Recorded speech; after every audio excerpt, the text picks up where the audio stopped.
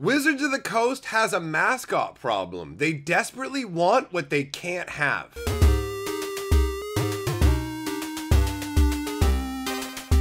Greetings, owners of fine luxury cardboard rectangles, and welcome to my video on the mascot problem with Magic the Gathering. So, a little bit of background information here. Basically, the way that I came about thinking about this was I was reading over the first 3 installments of the Dominarian storyline, okay? They've put out 3 different chunks now, and it's written by somebody who is definitely not a terrible writer. I found the first chunks of it actually to be pretty engaging. The first 2 major little, I don't know, paragraphs, maybe a bit more than that, where they were talking about the Black Blade and the recovery of a sunken ship. Those parts were pretty interesting to me. I was like, oh, this is starting out pretty cool. And I mean, it referenced Dak and Black Blade right away. And I did that thing where I basically like clapped like a circus seal with my hands down under the table and I read it because that nostalgia hit him. I'm like, Dak and Black Blade was amazing. So having that reference was really cool. I really liked that. The whole talking about the shipwreck thing with Joyra, that kind of part was really interesting to me too. And then it devolved into the Gatewatch, just a bunch of the stuff about the Planeswalker Gatewatch, basically bickering with each other.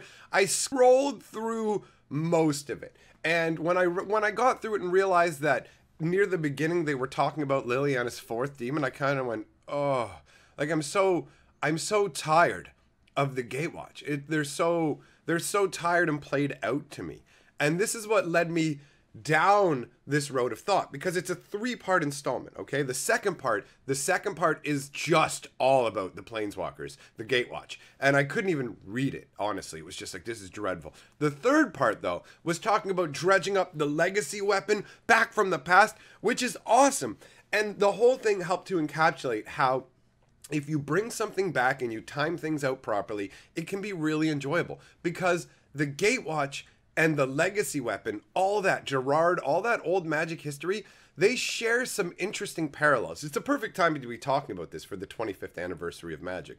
So basically, back in the day, guys, back in the 90s, they had a story cycle revolved around Gerard, who was like the main hero, and there were other characters. That's where Karn first came from, right? Urza the Planeswalker assembled essentially a living group, like what was it? He nurtured bloodlines of certain individuals to create the people that he wanted over time, right? Basically, I'll get these people together to breed like superhero level people. And he went and he built like a living airship, an airship that flies the magical, but it's also made of living wood.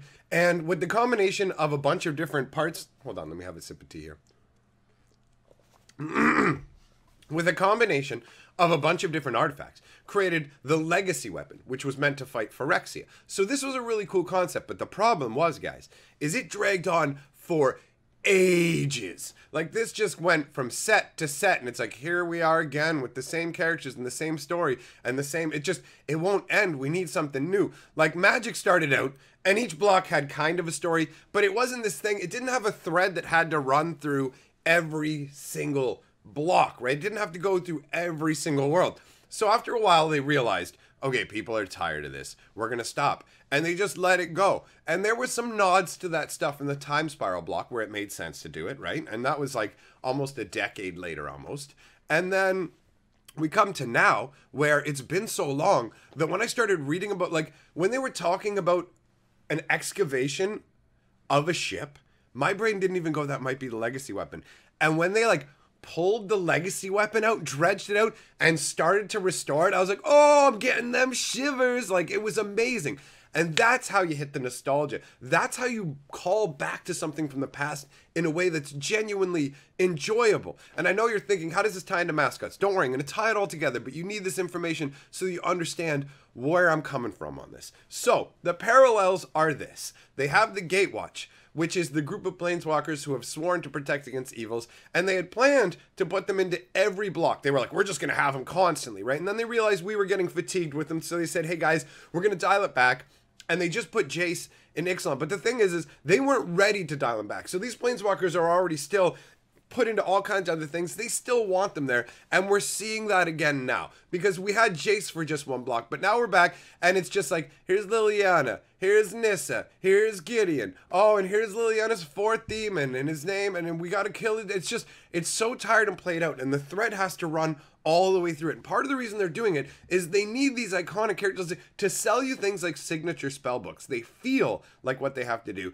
is just get you engaged with these really, like 5 of these characters. But part of the problem is, underlying it all, the original concept behind Magic was, you're a planeswalker, I'm a planeswalker, you're a planeswalker, and we travel. Like, each of these different sets represents like a different world that we've discovered, and different creatures that we can bind to our service, different lands we can bond with to draw their mana from across the multiverse.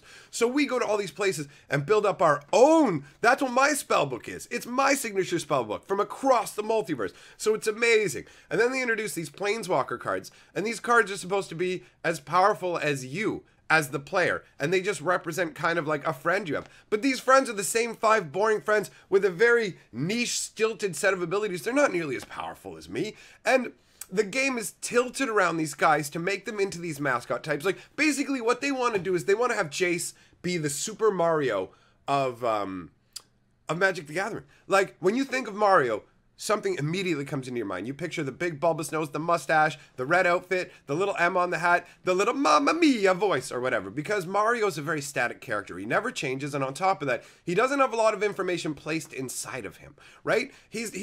Mario doesn't have opinions on immigrants or genocide, you know what I mean? And not that Jace does either, but I'm just trying to use hyperbolic examples to illustrate how Mario is very empty. He can be what you want to be. He's just a plumber who's going to save the princess. But he doesn't have a lot of variations in character. Whereas Jace has had all these different variations.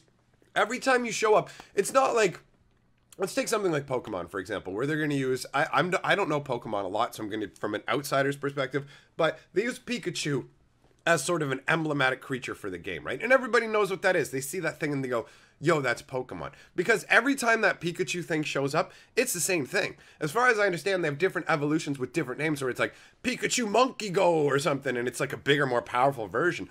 But a Pikachu is a Pikachu. But when you see Jace, like Unbound Telepath, or Jace the Living Guildpact, it's the same dude, just at a different point in his life. It's not a different evolution, and even if you try and argue it that way, humans don't see other humans that way, and that's what Jace is. He's just another human. So they're trying to make him the mascot. Make no mistake about it. They stamp him on silver coins. They name their font after him. The proprietary Magic font is named after Balerion. You will see him on most things. It's one of the reasons they led with signature spellbook Jace. They feel he is their strongest character. The problem is they run the whole Gatewatch into the ground to the point where you don't want anything to do with them. So they just keep bringing these planeswalkers back. And another thing is planeswalkers are big, flashy, and important in a set. So they have to be tied to the story. So what this means is every set they bring back these Gatewatchers because, in a sense, they're the bundled mascots of Magic, right? I mean, if it's not just Jace, you can just expand it to the whole. They definitely have a mascot problem in regards of they want the Gatewatch to be the it thing. And because the Gatewatch is going to show up in every world, they have to have a major involvement in the storyline of every world, which means the Gatewatch is going to be a part of everything forever. And it gets tired and played out. And it was really illustrated to me today by reading those 3 articles, because I enjoy reading. And I know that the author who wrote the article was not, or at least the snippet, I should say, of story, not really article. The author who wrote that snippet of story can write in a way that's agreeable to me. I enjoyed it when he was talking about Dak and Blackblade's Blade and everything. I'm like, I enjoy this writing style. It works for me. And then it just got to the Planeswalkers, and it was like, I can't even, it's just bickering nonsense back and forth that doesn't mean anything. And I skipped everything, and I know all it is gotta get somebody to help me kill my 4th demon. Nobody cares. They take characters like Garruk and they get rid of them. And in the 3rd story chunk, where they were talking about restoring the legacy weapon, it was fantastic. I read through that whole one and I'm like, oh, this is so much nicer. They're not mentioning the Gatewatch in this whole thing. I'm not dealing with this shoehorned in, the Planeswalkers must be a part of this. We must make them part of it. And then right at the very end, of course, at the very end of that snippet, then it has to be like, boom, oh, look, a Johnny showed up. Now everything's cool. And it's like, you kind of ruined what you were doing. I enjoyed the whole, look, we found the descendants of the bloodline from the original people who manned the legacy. Like, that is really cool. But then, oh yeah, we all shove that Gatewatch in. So I genuinely feel like the mascot issue is detrimental to Magic. it hurts it in flavor. Planeswalkers aren't as impressive as Wizards wants them to be when you really boil down what the flavor is underneath. They're less impressive versions of the player with more stilted things, and the sacrifices they make in terms of flavor for the game make stupid, ugly results, basically. What really bothers me is subtle things that you don't even really think about. Take, for example, Nicol Bolas, right? Nicol Bolas is a cool character who was invented all the way back in Legends as one of the Elder Dragons, okay? And on a side note, I had no idea Dak and Blackblade killed one of the Elder Dragons. That blew my mind. That's so cool. But anyways, Nicol Bolas, one of the original Elder Dragons, becomes a Planeswalker or whatever, right? He is way more powerful than any of those guys. He's decades old in Magic the Gathering history, okay? And in terms of actual, like, Magic, he's like 20,000 years old or some insane amount of time. So I want to put this into context. He's always been a schemer, a manipulator, taking advantage of people. All these Planeswalkers are all young. Like, all the Planeswalkers in the Gatewatch, none of them are thousands and thousands and thousands of years old. Keep that in context. They're all new. So, Nicol Bolas, this guy's been around for 20,000 years. He finally made spells that, you know how they have Chandra's defeat, Jace's defeat, Gideon's defeat? Think about that for a second, guys. All those spells destroy a Planeswalker and then do an effect. And it's like, are you telling me in the 20,000 years, Nicol Bolas never had a destroy target white Planeswalker spell kind of thing? It's just... it's absurd. I really don't enjoy the way that it warps the flavor in an attempt to push that narrative that these Planeswalkers are uber special. The Mascot effect is detrimental to Magic as a whole. That's my opinion. And they can never have what they want because by their nature, then the Magic characters are going to dynamically change. And the things that work best as mascots are things that are inherently simple and don't change. Mario, Sonic the Hedgehog, Pikachu, all very simple. Most of them don't have inherent, like, a lot of properties other than things that you can stand up for. Like, they believe in good or they want to help. Like, that's it. You're very basic concepts. And you can't make a Magic Planeswalker that's that basic and have anybody have any interest in him. You can't have the depth of character needed to make a Planeswalker and the shallowness required for a proper mascot. So those are my thoughts. Let me know what you guys think in the comments. Thanks for coming by, and we'll see you next time. Together, we're the sixth color of magic.